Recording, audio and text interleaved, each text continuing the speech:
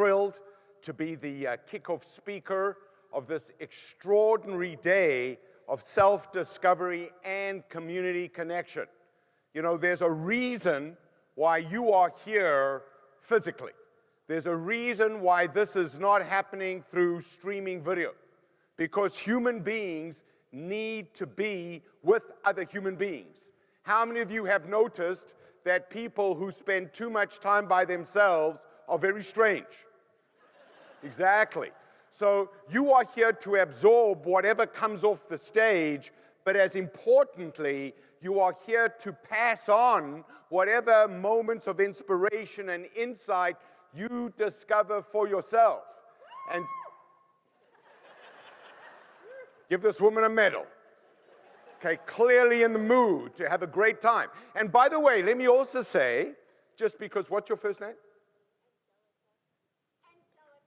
Angelica, ladies and gentlemen. Angelica, right? So Angelica let out a yelp of delight simply at seeing me,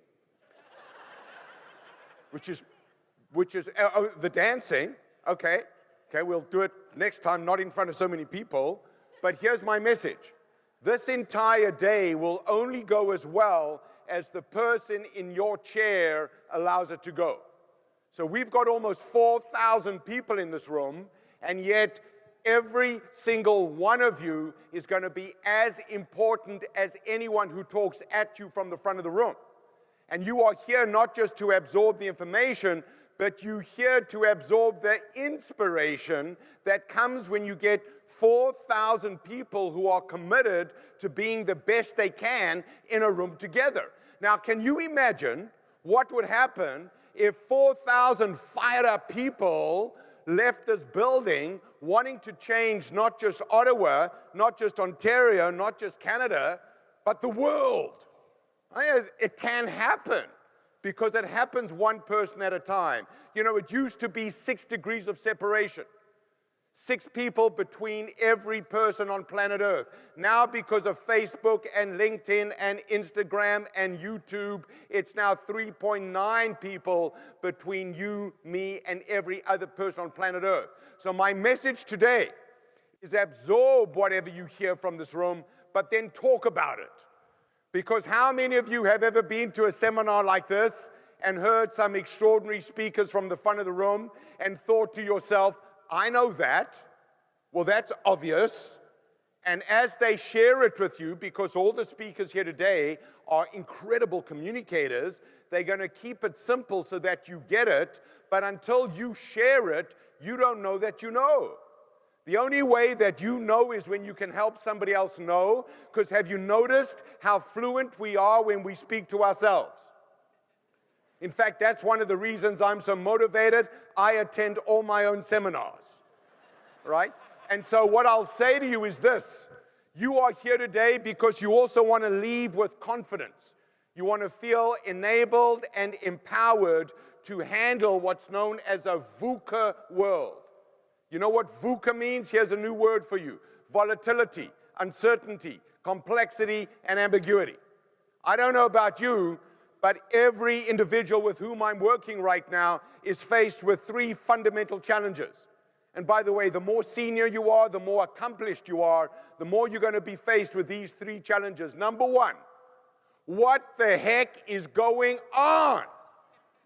How many of you wake up every morning in a state of panic because you don't know what happened during the night? But you know something did. You know, the chief disruptor in the White House let out another tweet that's not just going to rock the boat, it's going to capsize it. So every one of us in this room on any given day is wondering what is going on. The national state of mind is one of confusion and uncertainty. So the first question is, what the heck is going on? The second question, what the heck is going to happen? We all want to get a peek into the future.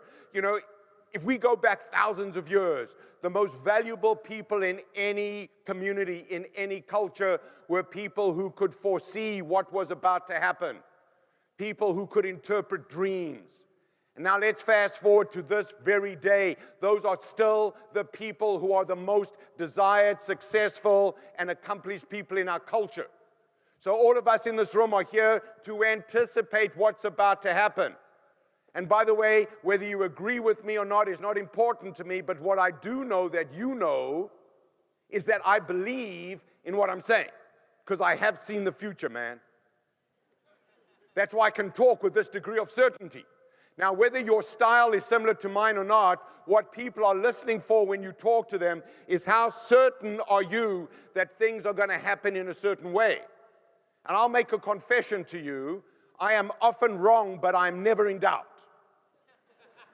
In other words, I know that if I do things with a total clarity of purpose, a total certainty of action, if I talk like I am convinced of the merit of what I'm saying, other people are likely to believe.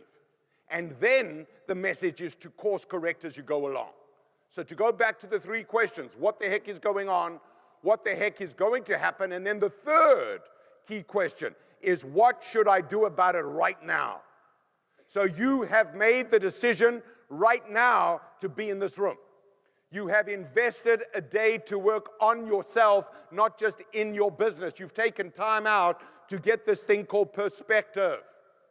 And I'll tell you this, often the best perspective is the one that you do not currently have. I don't know about you, but oftentimes I've been confronted with what I think is an insoluble challenge. I've been stumped.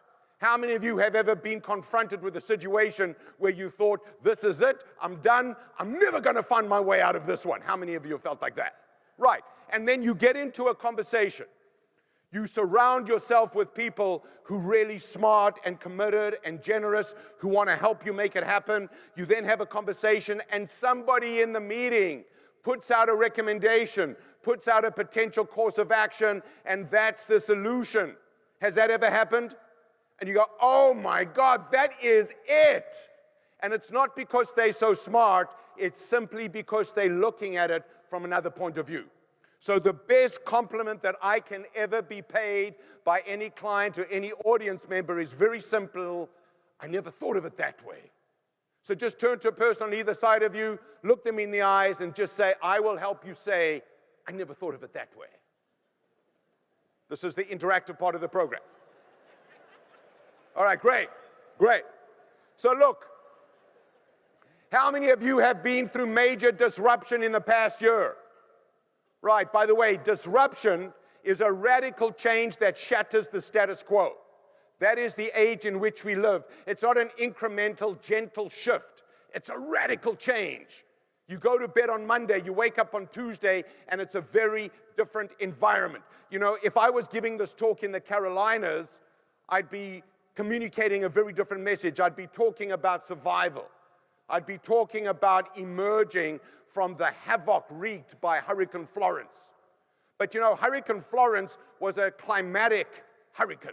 There were actual floodwaters that ravaged vast parts of the community. But we are living in an age where every single one of us faces our own version of Hurricane Florence. We're all facing that kind of disruption. And by the way, when I asked you whether you had been through disruption, if you didn't raise your hand, I don't know that you know what's going on. So let me give you the news. Now, what I'm about to say may occur to you as good or bad news. Things are the most stable they're ever going to be right now. Things are the slowest they're ever going to be right now. Things are the calmest they're ever going to be right now. It all picks up from this moment on. So let me give you a quote from one of my favorite figures, Jeff Bezos, founder and chief executive of Amazon. And how many of you have noticed that I bear a remarkable similarity to Jeff Bezos? Give or take a couple $100 billion. But Jeff Bezos says it's always day one. So people often ask me, Mr. Lipkin, what's the number one secret of those people who are thriving on change? The number one secret of those people who are breaking through, who are innovating, who are disrupting, who are inspiring others. And I tell them that they see every single day as the very first day of whatever it is that they're doing. They never grow old. They don't let the old person in. They stay, in the words of Bob Dylan, forever young. Their role models are 1, 2, 3-year-old human beings. How many of you in this room have got young children at home under the age of 5? Okay, lots of young families in this room. So I challenge you, have you ever seen a 1-year-old or 2-year-old say, oh, I've seen all of this before. Different day, same crap. Here we go again. Or, this is the classic, I'm too old for this shit. Right? You want to be the kind of person who does whatever you do every single day as though that is the day. This is my World Cup final. This is my 7th game of the World Series because I'm here, you here, and this is the most important talk I've ever given in the history of my life. And that is not a hyperbole. Can I just see by show of hands, how many of you in this room have never seen Mike Lipkin speak before? All right, everybody. Not that many people know how well known I am. But let me make a very important point. If you've never seen me before, you may never see me again. Therefore, based on 30 minutes exposure to me, you are going to take a perception of Mike Lipkin that could last a lifetime. That's what you're going to communicate on your social networks. That's what you're going to share with your friends and your community. And based on your comments, I get to do more work in Ottawa or not. It all comes down to this moment, man. And by the way, there's no difference between you and me. Every meeting is the meeting. So just turn to a person on either side of you, look them in the eyes, and just say, every meeting is the meeting. Yeah. Look, let me give you a very powerful insight here. In life, there's only 2 kinds of people. And of all the things I've said, this could be the most important one, along with everything else. There's only 2 kinds of people, right? There are people with whom you have to work. And then there are people with whom you want to work. And if someone is a have-to kind of person, they become what's known as a grudge activity. You think of that person and your heart sinks. You think of that person and you want to run in the opposite direction, but you have to work with them. And they become the reason why Monday is the most dreaded day of the week. On the other hand, want-to kind of people are the kind of people who make you excited for the end of the weekend. They are the people who elicit this kind of response when you come into the office on Monday. Yes, the weekend's over. It's Monday, baby. I get to meet with Mikey. Now, by the way, I'm a motivational speaker, can you tell? But so are you. Everyone in this room is a motivational speaker. You know what a motivational speaker is? It is someone who, after they've spoken to somebody else, leaves them feeling motivated. Now, some of you might be less exaggerated or ebullient or overstated than Mike. Notice how I refer to myself in the third person. You know why I refer to Mike Lipkin in the third person? Because what you are seeing right now is not the real Mike Lipkin. No, the real Mike Lipkin is a very shy, retiring introvert who is scared to even go to a bar by himself. Yeah, that's the real me. What you are seeing is the stage persona. This is Mike Lipkin, the motivator, in a once-in-a-lifetime opportunity to touch the lives of 4,000 people. So whatever I'm feeling inside is irrelevant to this moment. The only thing that matters is the impact I have on you, is the inspiration and the information and the insights I impart to you and how I frame the rest of the day. So let me just see by show of hands, how many of you in this room believe yourself to be introverts? Okay, hands down. How many of you are extroverts? Yeah, okay, good. How many of you are ambiverts? An ambivert is sometimes an introvert, sometimes an extrovert. So look, how many of you are skiers? Who likes to ski here, by the way? Okay, so let me ask you a crucial question. If you're skiing down the mountain, does the mountain care how you feel that day? The mountain doesn't care how you feel that day. All the mountain cares about is how you ski down the mountain. So you cannot see what's going on inside of me. All you can see is how I'm interacting with you. So one of my insights that I want you to take away is that you and I are actors on the stage called life. And we're all playing a role. And you got to play the kind of role that inspires others to play their role to perfection no matter what you feel. And sometimes it's going to be easier, and sometimes it's going to be harder. But let me share something with you that when it's hard, that means you're growing. If it's easy, that means you're in your comfort zone. So I want to give you this insight. You should only be comfortable when you're uncomfortable. There was a guy called Andy Grove, who's the founder of Intel Corporation. And he had a wonderful phrase. In fact, he wrote a book that you should read. It's called Only the Paranoid Survive. Just checking.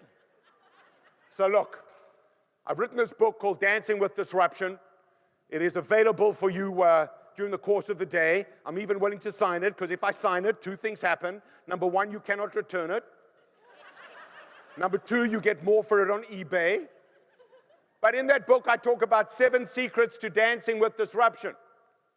And let me tell you what they are. Number one, you need to be the person who really, really, really, really, really knows.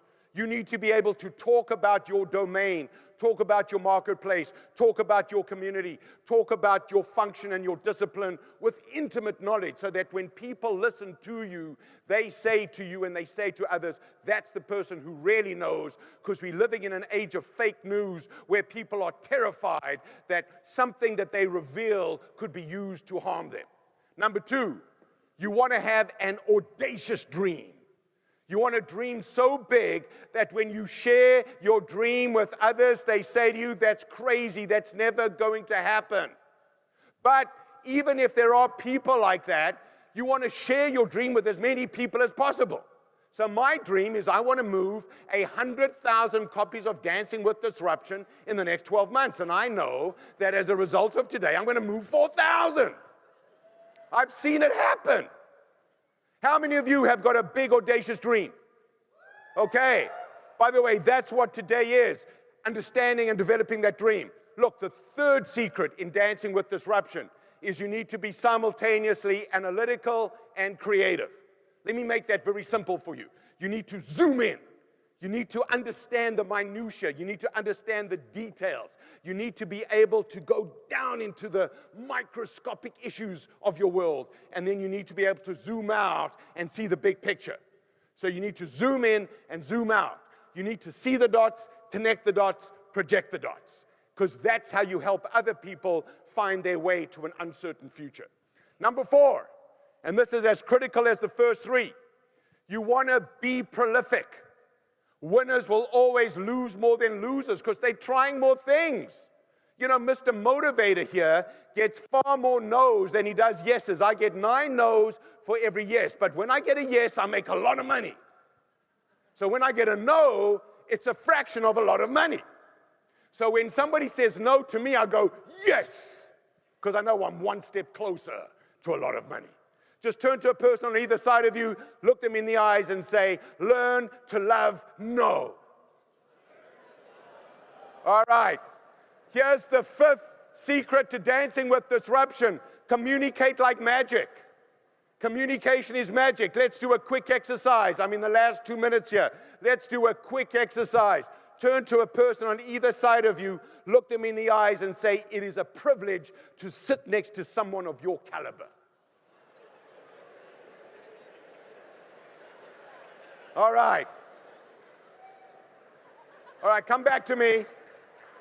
So in that moment, by the way, in that moment, I see people shaking hands. I see people hugging each other. I see people who know each other going even further. It's fantastic. Carry on. Because simply by saying those words, you created a chemical change in the other person's body. By the way, how many of you in this room are getting way too much appreciation? Who's got to turn to your boss and say, stop with all this kudos? We never get enough of that. So here's the 6th secret to dancing with disruption. It's a very simple, very powerful one. Collaborate like a champion. If you just collaborate, that means you work together to achieve a common goal. That's collaboration. When you collaborate like a champion, you persuade other people to give you more of their time and resources. And if you think about the one thing we're all in competition for, no matter what our category, no matter what our industry, it's other people's time. So you and I want to give other people a very high ROT. You know what that is? Return on time.